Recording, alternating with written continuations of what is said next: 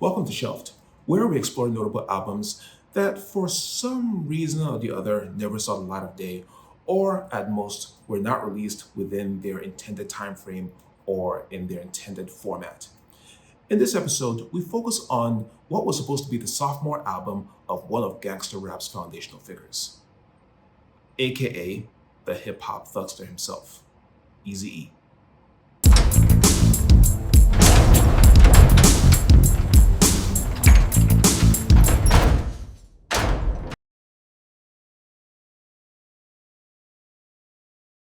Eazy-E was never supposed to be an artist.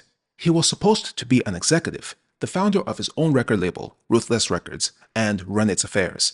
But then a group he had hired to cut the record to launch his company bailed out on him. The producer of the track, Dr. Dre, needed a replacement, and the guy who wrote it, Ice Cube, wasn't available to step in as the MC. So Dre suggested that Eazy-E, who had never rapped a day in his life, recite the lyrics. It was Eazy's money that paid for the recording session anyway, and that's how Boys in the Hood became Ruthless Records' first release, and how, by extension, Eazy-E's career started. That was 1987.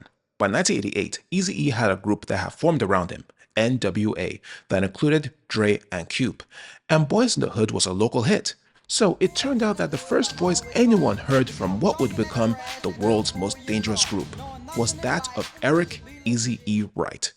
And the group's manager, Jerry Heller, thought it would be a good idea to cash out on the single success by cutting an album for Eazy.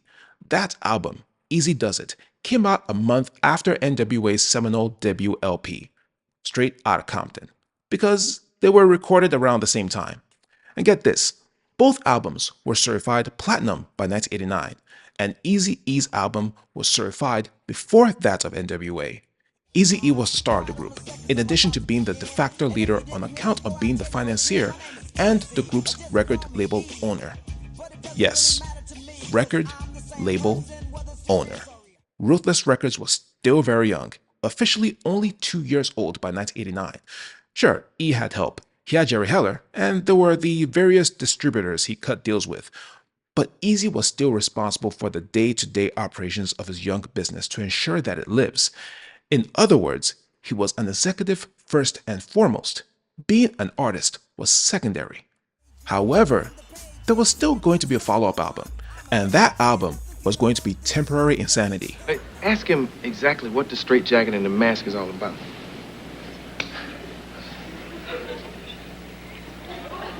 Say I don't want nobody to see him right now, because he's thinking.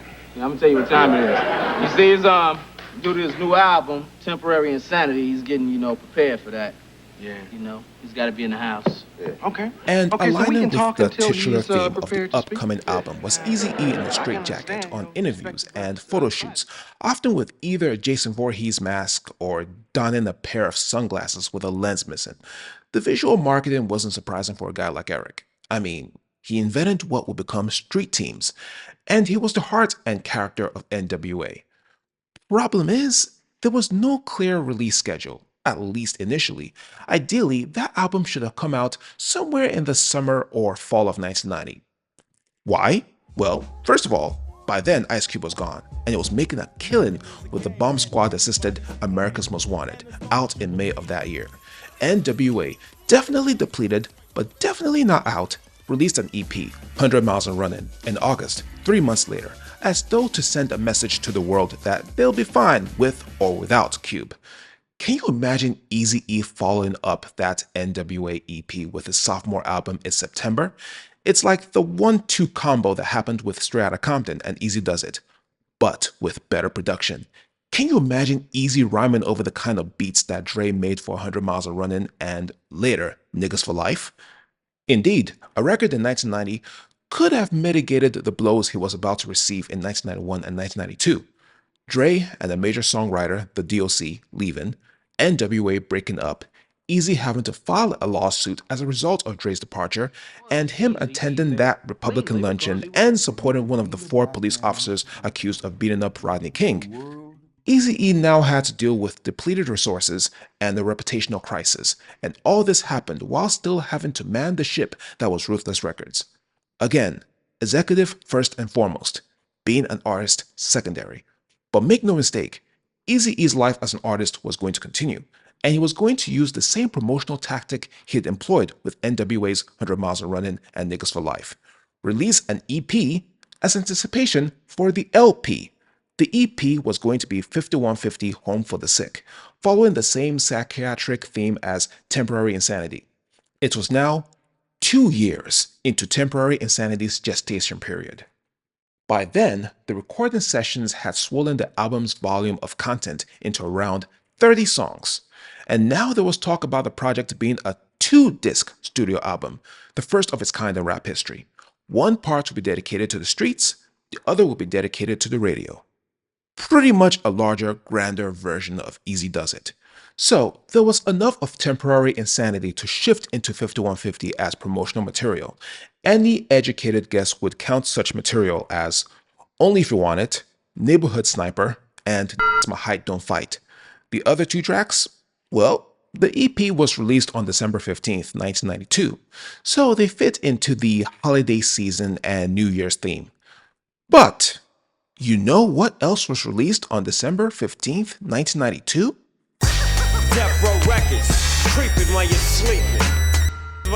Eazy-E just couldn't catch a break, could he? The Chronic presented a problem on so many levels. First, we all know how big it got. But secondly, it arrived with a sound that was actually the invention of one of Ruthless Records' acts, Above the Law. And that sound, G-Funk, was now being associated with Dre. And finally, there was that Dre diss of Eazy-E, F with Dre Day, and everybody celebrating, which made it as far as number 8 on the Billboard Hot 100. A hit diss song? A top 40 diss song? A diss song that became a pop hit? With its video, which features a lampooning of Eazy-E on regular MTV rotation? When had that ever happened before? Again, Eazy-E had a reputational crisis on his hands, and he needed to deal with that problem yesterday. Temporary Insanity had already been slated for release on January 29th, 1993, and then it was pushed to May 11th, 1993. Meanwhile, the Chronic only got bigger and bigger and bigger. Dre Day came out on May 8th, 3 days before Temporary Insanity was supposed to come out. Eazy-E had to face reality. If he releases this album in 93, he would be mercilessly pulverized. He needed something short and incisive, something fresher and updated, something more relevant to hip-hop culture at the time, and more specifically, something that would exploit the success of Dre Day and topple someone who had turned out to be his chief rival. So, Eazy-E replenished his production and songwriting resources, slathered on that G-Funk sheen to reclaim what was rightfully the product of Ruthless Records, and released an EP. It's on Dr. Dre 187 Killer on October 19th, 1993, complete with his response, Real Motherfucking G's. And while that song was not the smash hit Dre Day was, it created enough buzz to realize or remember, depending on the type of listener, that Dr. Dre was actually not quite the guy he was now promoting himself to be. The atmosphere was now a bit better for Eazy to relaunch the anticipation for his sophomore album. But it was not going to be named Temporary Insanity, because, you see, it had now been 3 long years. Besides, the promotional EP, the one that had its title and theme inspired by Temporary Insanity, was deemed a critical bomb. Why have the stench of failure around your impending album? Nah, forget that. Temporary Insanity was going to have a new name. By now, the album had ballooned to anywhere between 40 and 60 tracks. It was now going to be named Straight Off the Streets of Compton, Volume 1 and 2. 2 CDs. It was easily going to be the longest album of hip-hop material ever released, with DJ Yella, formerly of NWA, Rhythm D, the guy who produced Real G's, and Cold 187 of Above the Law. You know, the G-Funk pioneer himself, among others, providing the beats. Then you had the songs themselves. They ranged from gangsta rap to R&B and even heavy metal. Guns N' Roses was going to be one of the features. But there was other material of note. There was going to be a track named Heat Melt Cube. You don't need to be told who that disc was going to be for. In addition, there was going to be a skit, something that NWA would have referred to as a commercial. in which Eazy-E takes one more pot shot at Dr. Dre. In retrospect, that would have been fun to listen to. However, by the time the retooled album was announced, the world was more than halfway through 1994. Dr. Dre, G-Funk, and Death Row Records were at their peak at that point, and now there were rumblings about Dre and Ice Cube being cozy and possibly doing an album together, and possibly getting NWA back together. And now the various members of NWA were slowly but surely making amends with one another. And now Eazy was finally catching a break on his label, with the tremendous success of Bone Thugs and Harmony. So, anticipation surrounding Eazy-E's second album understandably dipped. And then it picked up again, with some unfortunate news.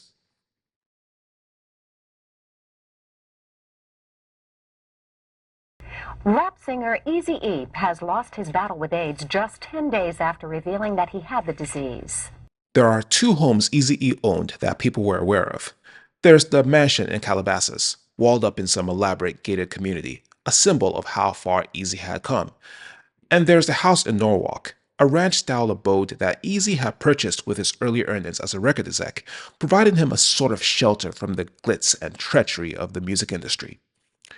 It's the home where Eazy did the photo shoot for the It's On EP, and it's the home that got burgled, at the time Eazy-E was ostensibly on his deathbed. Two titanium suitcases that contained master tapes of Eazy-E's music were among the items stolen. No one ever found out where they ended up, or the whereabouts of the person who stole the material. If that hadn't happened, it would have been more likely that the album would have been out in its intended form, or at least something close to it, someday, somehow. Instead, the buying public received a version of Straight Off the Streets that was assembled from bits and scraps, and definitely not in a 2-CD format. Eazy-E's sophomore album finally hit stores on January 30th, 1996. The songs intended for the album in its temporary insanity iteration are easy to spot, based on their pre-G-Funk sound and the producers and artists that Eazy-E was working with around 91 and 92. Sorry Louie, Nuts on Your Chin, Hit the Hooker, and My Baby's Mama. The others? They fall roughly within the 93 to 95 timeframe.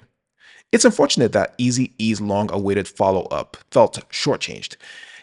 It did sound like an album worth listening to.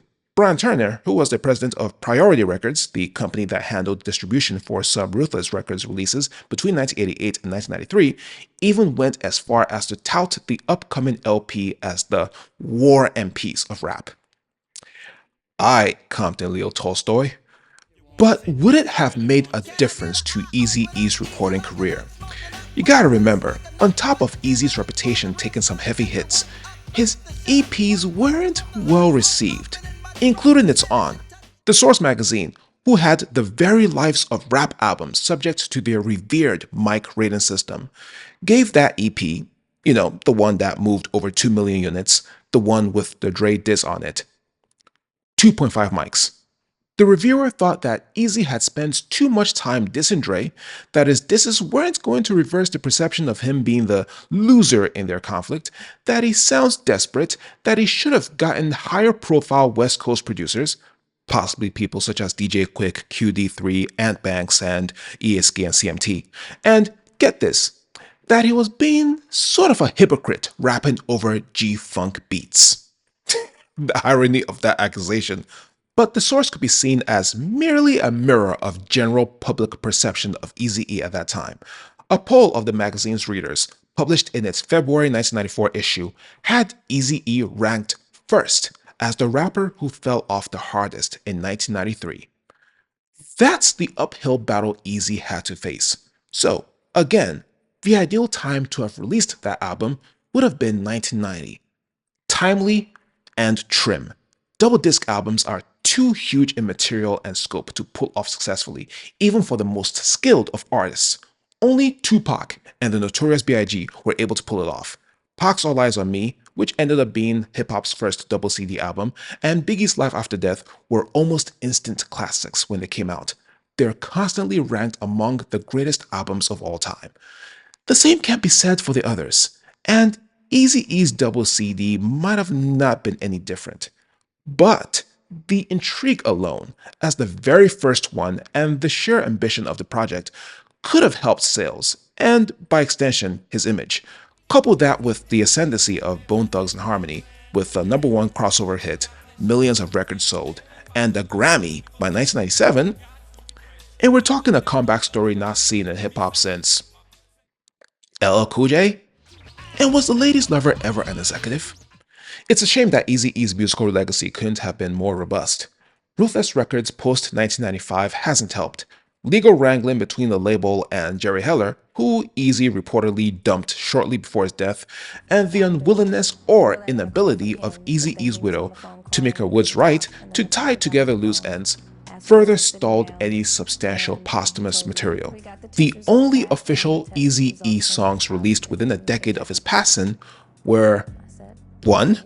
In the Decade of Game compilation to celebrate Ruthless Records' 10-year anniversary, released in 1998, and 2. The ones that comprise Impact of a Legend, which came out in 2002. Yeah, just what we need, another Eazy-E EP. So it's safe to say that Eazy-E's sophomore album, whether as a regular length LP or a 2-disc set, whether as Temporary Insanity or as Straight Off the Streets of Motherfucking Compton, Volume 1 and 2, will never be released in its intended format. But considering that he remains hip-hop's grand overachiever, the guy who laid the business, commercial, and, to an extent, stylistic foundations of gangsta rap, the following quote from him in a feature story, Easy Street, published in the Source magazine's July 1994 issue, couldn't be any more apt. It's like the smallest dog in a pack may be called the runt, but the smallest one sometimes turns out to be the baddest dog out of the whole litter.